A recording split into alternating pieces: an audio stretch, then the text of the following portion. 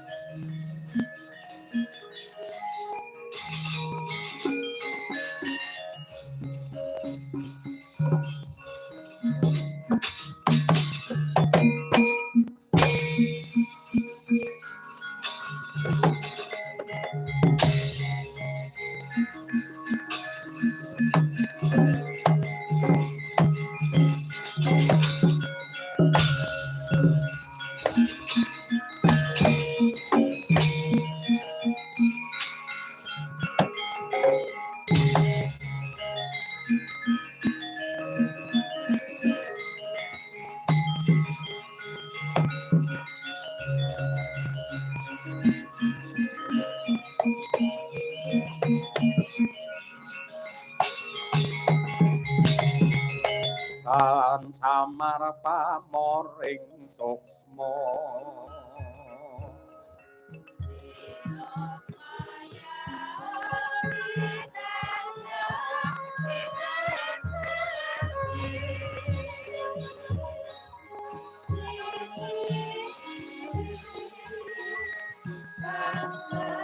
putih memplek nganti kaya kapuk den pusoni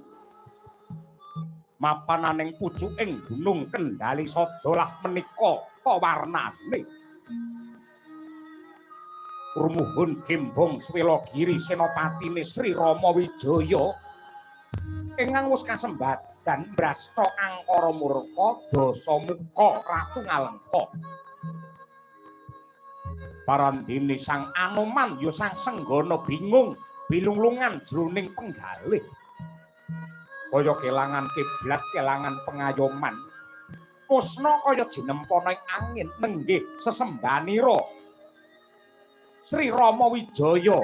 Raden Laksmana Murdaka miwah Sang Dewi Rekyan Sinta prasasat jagat ini Dupi jibek bebeke ngalih pantok pepuntaning tikat mandheg jegrek ing pucuking gunung Kendali Sada mangkono nalongsa mring purbane Hyang Manon nyuwun pitedaing Hyang Agung ucap dadak ana angin Garuda Gandharum minangka pratandha iku lampahe Sang Werkudara datan kanyana-nyana nabrak dumateng sang senggana nganti tiba kalenggak